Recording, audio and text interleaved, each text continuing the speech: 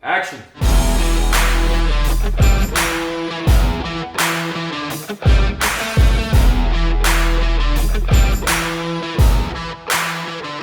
gonna be awesome!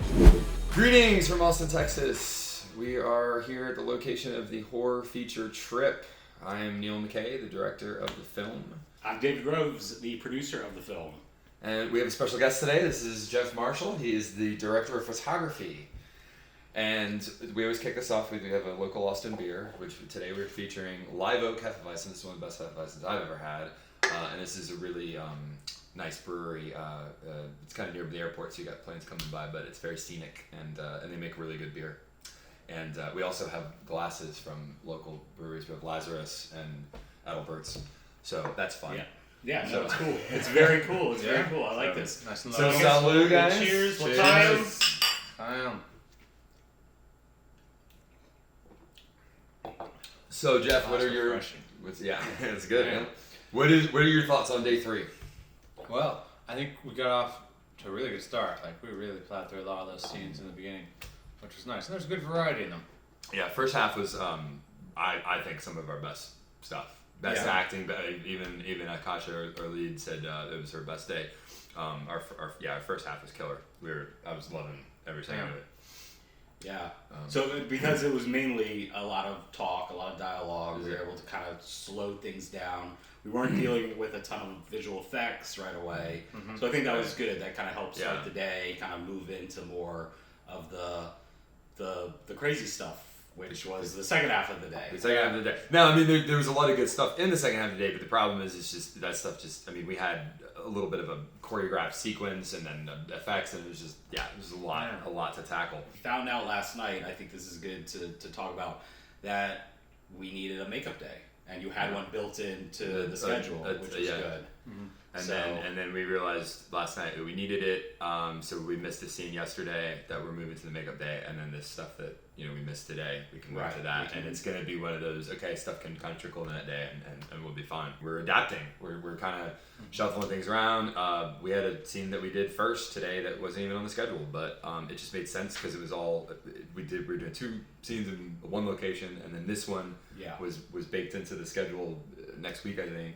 I was like, well, if we have the lighting set up and everything, let's just do it. Let's just do it now.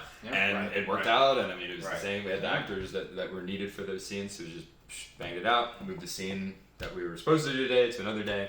Mm-hmm. So you just always got to shuffle things around. Nothing's set in stone. Exactly. How do you feel about camera work and lighting and all that stuff? Do you want to talk a little bit about on the note of adaptability, like we had some camera, lighting equipment problems, lights shorted out on us, and we adapted quickly. We found a solution, swapped in lights, changing lighting setup a little bit to adjust, make it faster. And luckily the equipment house was able to accommodate replacing those lights. Yeah. And that made things go a lot faster once we got those set up, because we had a lot more variety. And maybe they'll give us a discount on the extra day. Hey! Maybe! We're not going to name names here. So no, exactly. But I think that was kind of our pro tip for the day, adaptability. I think it's all about that. It's whatever you need to do to get the shot or move things around, or that's so crucial to be able to figure out what isn't working and work your way around it. Thinking on your feet. Yeah, absolutely. And find a happy medium when you're working with talent. Actors, don't force them to do something that feels unnatural, right? Sometimes you gotta work with them, find framing and lighting that works with their movements and how they feel to get the performance. Because it's always, I need you to move this way because it looks cool, but they're like, well, that doesn't seem natural, and then you have to find how do we make it look like natural and then still fit them in the frame a certain way. So which is funny too, because a lot of times you'll find that what doesn't feel natural looks good on camera though. Right. Yeah. Exactly. It's So you gotta think of motivations. Think of understanding. Get in the character's head. Find some way to explain why they're doing what they're doing, and that's another part of adapting to the situation. Right. And I mean, so far the majority of stuff's going right. So. That's the thing. You gotta always look at the positives and everything. So, but I mean, filmmaking is not. It's not just It's it's an arduous task. It's so. work. It's work, and especially today, we were in. I won't go into the scene too much, but again, I can't stress this enough. It's Austin in August, and we're shooting in a garage, so it's very trying, and you've got a lot of bodies and a lot of people around, and everybody's trying to do things. So as long as everybody's working together and they can adapt to the situation, that's really what you need. I think that's really crucial. And you have more of a technical director of photography tip you wanted to kind of mention. Right. So with all these DSLRs, Reds, Alexas, any of these cameras with high dynamic ranges, really what I'm looking for when I'm setting my lights is my contrast ratio. That's what I'm setting up. I'm setting my key and my fill within a certain range within what the camera can handle. So these cameras have 11 stops or whatever, or 12 or 15 stops.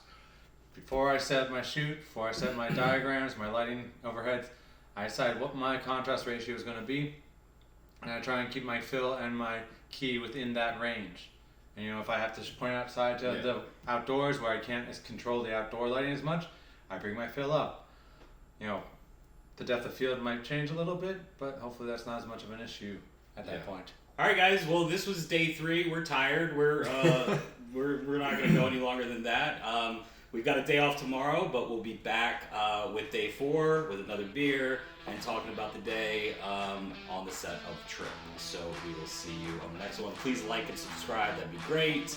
Adios.